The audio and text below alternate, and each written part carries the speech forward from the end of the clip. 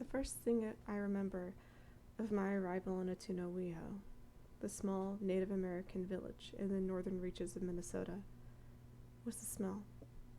The familiar aroma of soaked dirt permeated the air and was instantly noticeable as soon as the doors of the cramped 12-seater plane were opened.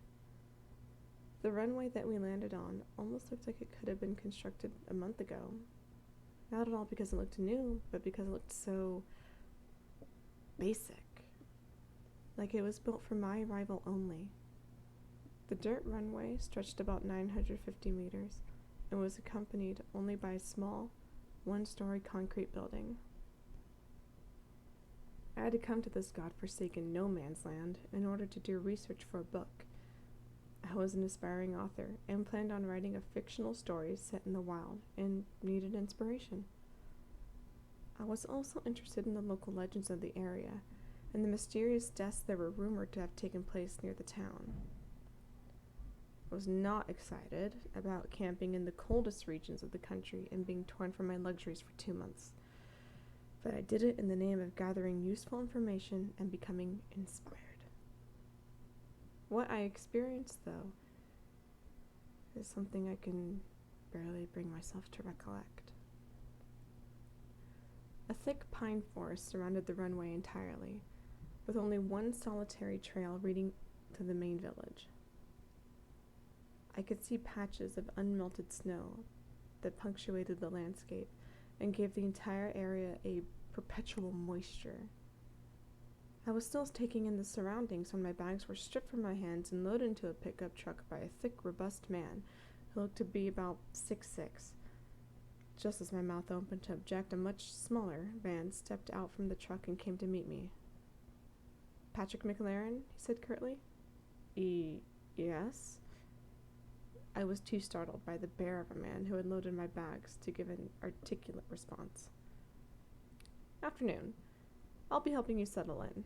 As soon as your possessions are taken care of, we'll take a drive to town." The bear never said a word and effortlessly tossed the rest of my luggage, which I considered quite heavy, into the bed of the pickup. The shorter man motioned for me to get into the passenger seat of the truck and shut the door. The bear hopped into the bed of the truck, and I swear to God the entire vehicle lurched like a boulder had been dropped in it. The shorter man hopped into the driver's side, and before I had time to say anything, hit the gas like he had no time to waste. "Now that we're off, I suppose we have time to give you the details. My name is Adrian. I'll be showing you around and getting you settled in your new lodgings." I continued scanning the forests. I could just barely make out small clearings that were spaced out every couple hundred yards. "All right," I responded. "Hey, how do you know my name?" I stopped. Something had just briefly flashed through my peripheral vision. As I turned to look, I was greeted with the same comforting yet somehow menacing pines. "Your name? Easy. You're the only one who's come here in weeks. We don't get many tourists around these parts. There was only one name on the ledger and only one man on the plane. I put 2 and 2 together." This left me unsettled, but it made sense. The town is secluded and had little to offer a normal person. We soon arrived at Atunowiho, and I was checked into the inn. My room was a loft on the second floor, and every item in it seemed to be cloaked with a thin layer of dust. Oh well, I thought. I'll only be staying here one night. I was brought down to the lobby to meet my guide, the man I'd be sharing a tent with for a month. "Patrick," the short man said. "This is Abraham. He'll be your guide in the wilderness, and he'll give you an insight into the more in-depth aspects of our culture." I extended a hand, which he firmly shook. "Nice to meet you," Abraham said with a nearly expressionless face. "Well then, now that the introductions are over, I'd say you both better get a good night's sleep. You'll need it." The frigid morning air chilled me to the core. Even under 3 layers, I was still shivering and could barely feel my nose. Abe and I set out on a small trail and walked for about an hour before we got to our campsite. Something wasn't right, though. My guide seemed tense, overly so, constantly whipping his head to face something that I never could see, never letting his guard down. Our campsite was in the middle of a large clearing next to a half-frozen lake. I didn't like being in the dead center of the meadow. It made me feel so vulnerable. After the tent was pitched, I went on a short walk around the vicinity. I couldn't shake this feeling of being followed. This eerie veil hung over the very atmosphere of the place. Every time I was sure something would be behind me, I would turn to find absolutely nothing. Yet every time I tried focusing on the beautiful scenery, the more haunting it became. By nightfall, I was already regretting this trip. In addition to the lingering paranoia, winds had picked up. Not strong, but just enough to make the hairs on the back of my neck stand upright. We made a fire and cooked some beans in a pot, but whenever I finally felt relaxed, I'd see something that would make my blood run cold. A figure, just barely visible, darting into the forest, a twig snapping a few yards behind me, just something that would put me on edge again. Abe and I climbed back into the tent and bundled ourselves into sleeping bags. It felt good to be out of the open, but the sobering reality that the only thing separating me from the outside was a thin piece of fabric settled in as well. I fell asleep surprisingly soon, but was woken up by the wind. It was no longer an eerie breeze, but a vehement, blustering storm. The tent was flapping and shaking wildly. I could hear the trees and grass swaying and rustling violently. I tried to ignore it and buried myself in my sleeping bag, but several minutes later, I heard something that guaranteed me no sleep for the rest of the night. I could hear the wind calling something. The only way I recognized this was because the wind had a pattern. The whistling repeated in a way that was unmistakably a voice. After listening for several minutes, I could make out what it was calling. Defago. I had no idea what it meant, but it sounded like a name.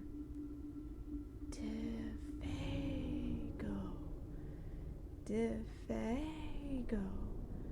I could barely contain myself. I rolled over onto my side to face Abe. Do you fucking hear that?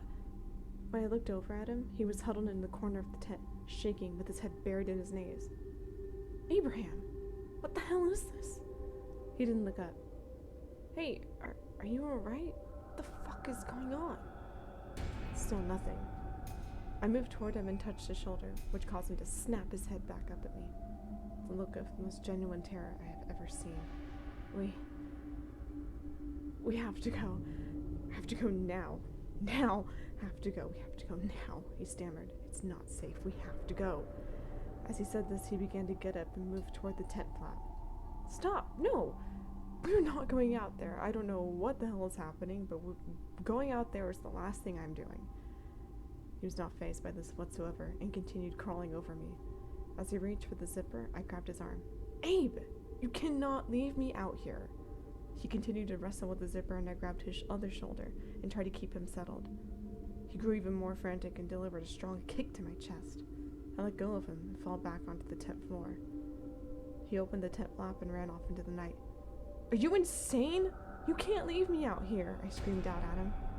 I quickly lost sight of him. When I looked out into the night, I was stunned by what I saw. The air was still. The trees and grass were motionless. This is impossible, I thought. Seconds ago, the entire tent was being ravaged by a windstorm. Even worse, the wind became silent. I heard screaming and identified it as Abe. It drew off into the distance and became inaudible. I wanted to cry. I zipped the tent flap up faster than I had ever done anything in my life and huddled in the corner, listening to the intense silence that hung over the outside. I awoke surprised. Not startled by anything, but surprised. Surprised that I somehow fell asleep, even while gripped by the most intense fear I have ever felt in my life. After making sure that there was nothing outside waiting for me, I gathered my courage and stepped outside. The morning air was crisp and as freezing as ever. My mission was to make it back to Atunuiho. I didn't bother getting up the tent. I simply didn't care. All I grabbed was my knife, a jacket, and a few granola bars before heading out. I noticed that in the patches of snow, there were footprints. At first resembling human footprints, but then becoming distorted. They became longer, more stretched out. After a while, I was sure that they were not footprints coming from a human, not even an animal. The longest set of these prints I saw was roughly 5 feet. In fact, my own imagination couldn't create a monster with feet of this caliber. Then it dawned on me. They weren't footprints. I mean, they were at first. I could see the pattern of the bottom of Abe's boots imprinted in the snow. But the long ones? Absolutely not. No. They were drag marks. The long tracks in the snow were evidence of Abraham's futile resistance of being pulled and dragged by something. My God, I whispered to myself. I sprinted out of the meadow with a pace that would rival Olympic. I turned what was once an hour-long hike into a 35-minute dash. I wanted to throw my guts up by the time I reached the village. I was greeted by several caring townsfolk and was escorted to the local tavern for some hot food and a drink. An older native of the town sat down with me and listened to my account of the events. I swear to God, my life, and every dead ancestor I've ever had that what I'm saying is true. I expected skepticism, but received genuine concern from the man. I think this may have troubled me even more. I see, he responded. The name. What was the name being called? I tried to recollect what I had heard. I don't know, something? Defago, that's it. The look on the man's face told a story on its own. Why? Does that mean something? Is it important at all? The man remained silent for a few seconds before responding. Defago was a prominent hunter. He lived many years ago, before I was born. One night, he never returned. Same night, a horrible storm came over the entire region. He quickly ended the sentence and looked down at the table, looking as though he had made a mistake. I was frustrated at this horribly vague and seemingly useless information. I could tell he was holding something back, something important. And what happened? How is that important? What the hell does this all mean? I responded rather aggressively. The old man sat still as a statue for what seemed like ages, but finally whispered, "The Wendigo." Every head in the tavern simultaneously turned and glared at the back of the man's head, and then turned to me. What the hell is the Wendigo? The tavern patrons continued glaring at the both of us with a twisted look of suspicion and fear. Even the pair looked worried. Reluctantly, the old man responded, "It is something we try to escape." My look of confusion at his answer must have spurred him into elaborating. The legend holds that it survives on the flesh of humans. It may have even been human once before, but no longer. It is a vile creature.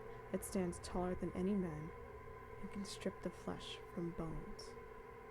It grows stronger with every acknowledgement of its existence, and seems to have returned from whatever darkness it has hidden in for so long.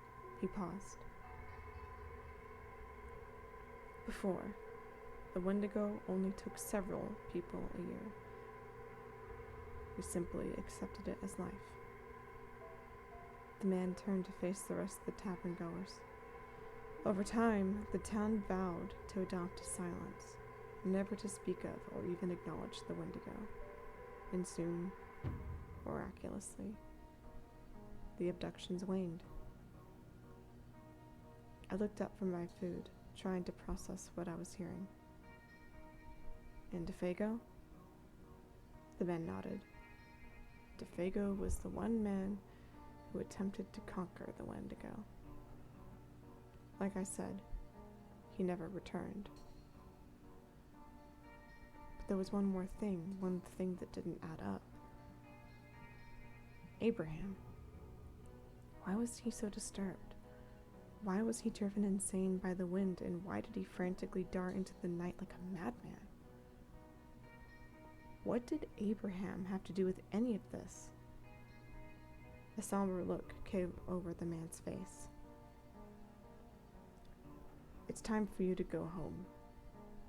Adrian can arrange for your flight to be rescheduled for tomorrow morning. I got up to leave, and as I walked through the door, the bar patrons never shifted their gaze from me.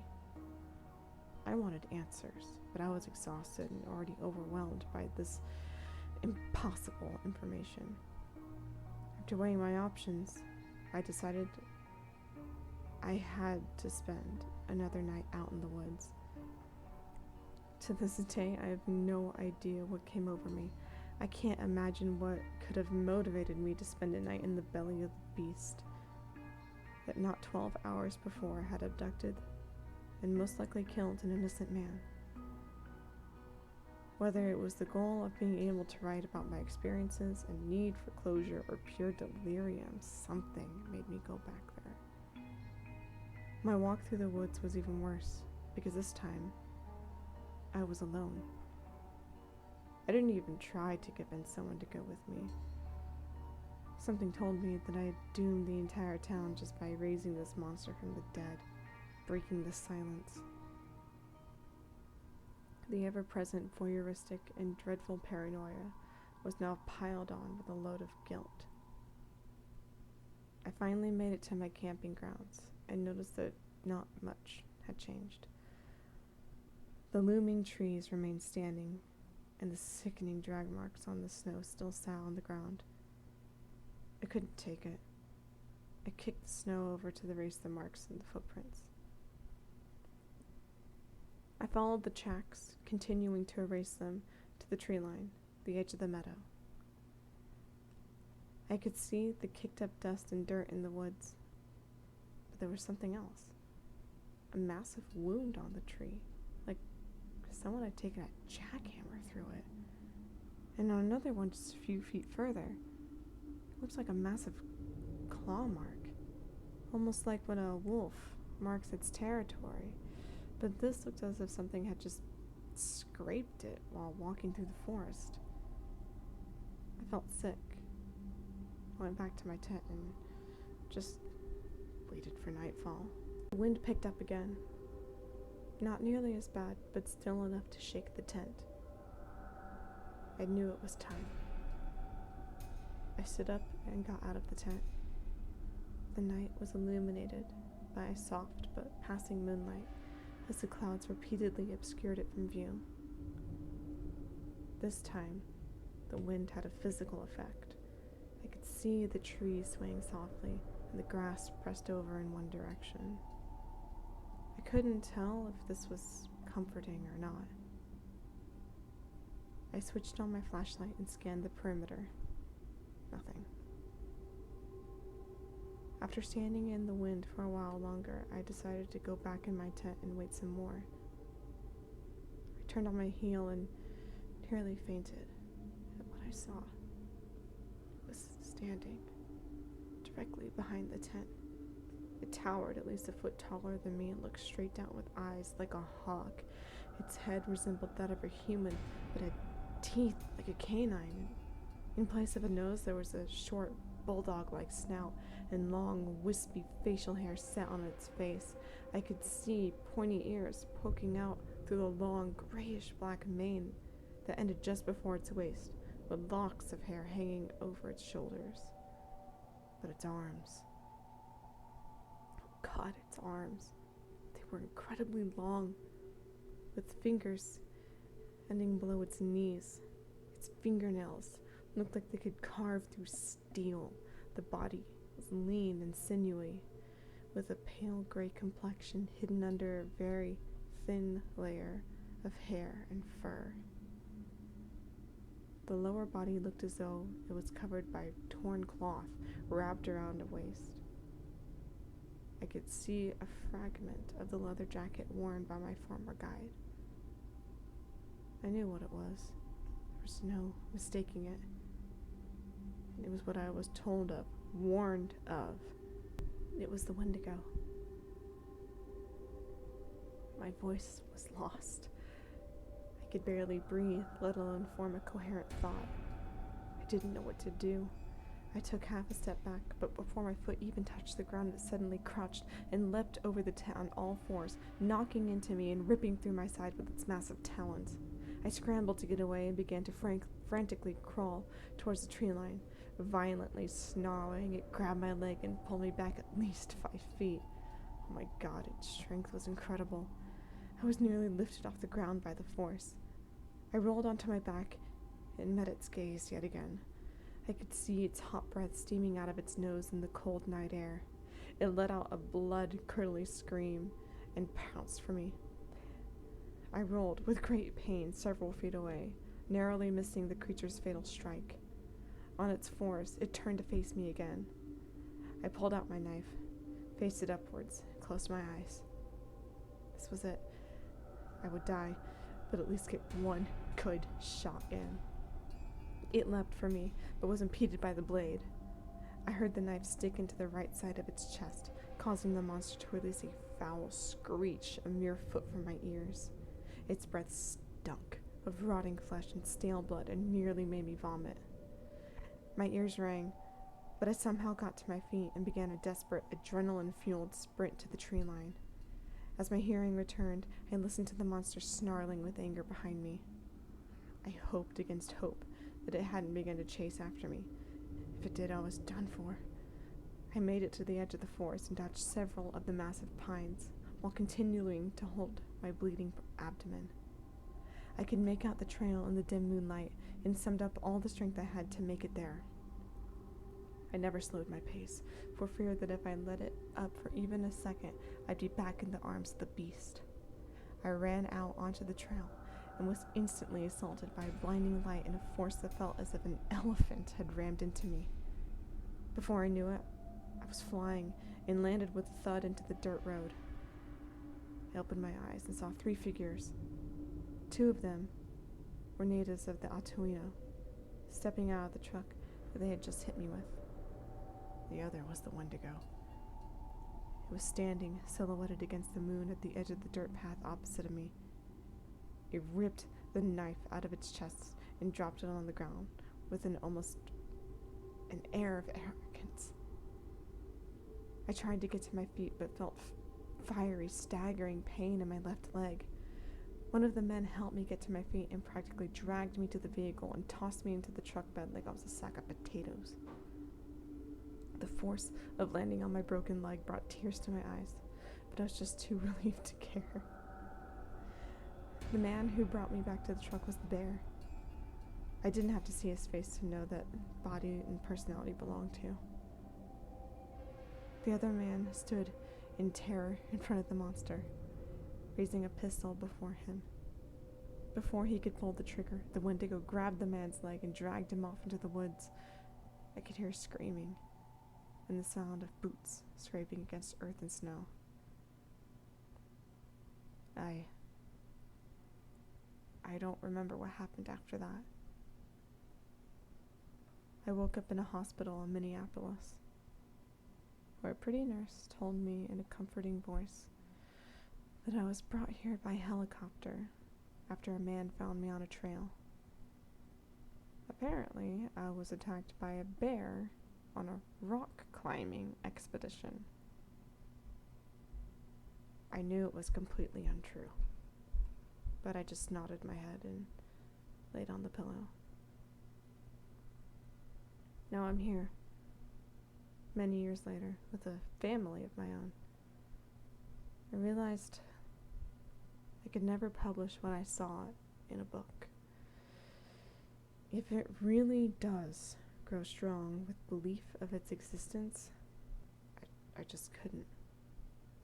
Who knows what I've doomed Atuino after going hunting for this thing? Generations of torment from the Wendigo? I don't know.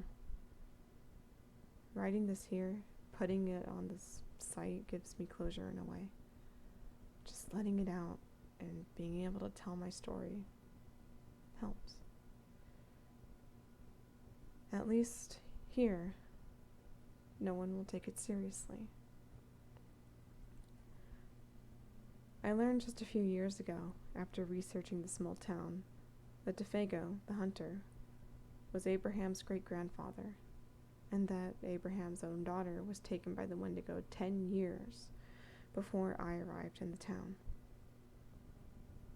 I felt bad that he died in the way he did, but maybe now he's with her somewhere. I like to think that. Some people can move on from traumatic events. I guess in a way I have. I still get paranoid when the wind picks up. I can't stand going on camping trips. And to this day, on some nights, I swear I can still hear the wind calling my name. Hey everybody, it's Bella Deadwood here.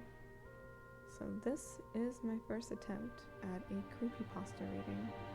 It is a little different, I find, than, true stories from Reddit. But, as they say, you are your own worst critic. I see lots of room for improvement, but if you have any suggestions to make my storytelling better, is always accepted. Please put it in the comments below, along with any suggestions for readings I can read in the future. And as always, I'll leave you to your nightmares. Goodbye, guys.